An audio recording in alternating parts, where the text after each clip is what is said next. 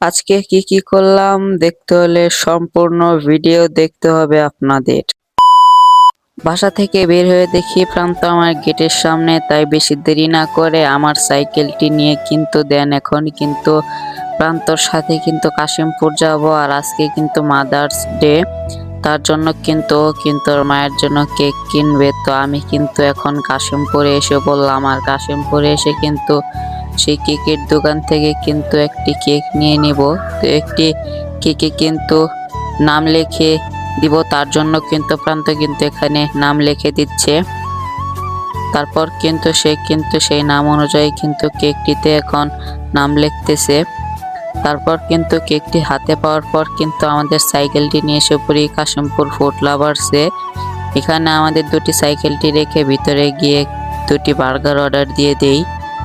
আর burger order দিয়ে আস্তে আস্তে আমরা একটু গল্প করি এবং মজা করি। তো এই ফুড লাভার্সটা ছিল কিন্তু নতুন বানিয়েছিল, তো এটার ডেকোরেশন কিন্তু মোটামুটি খুব ভালো ছিল। আর এখানে কিন্তু মাত্র 20 টাকা থেকে শুরু করে কিন্তু 800 টাকা পর্যন্ত কিন্তু খাবার পাওয়া যায়।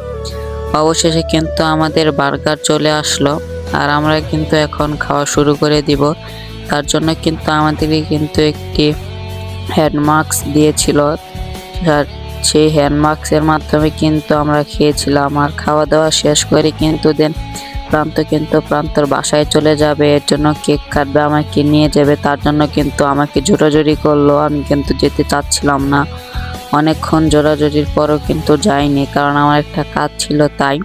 তো প্রান্তকে কিন্তু কষ্ট দিয়ে কিন্তু ও কিন্তু বাসায় চলে যায়, এবং আমি কিন্তু আমার বাসায় চলে আসি।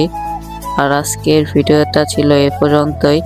দেখা হবে অন্য কোনো ভিডিওতে। আর তোমার ভিডিওতে লাইক সাবস্ক্রাইব করে দিবা। তো এখন কিন্তু প্রান্ত কিন্তু তার বাসায় চলে যায়, আর আমি কিন্তু এখন আমার বাসায় এসে পড়ি।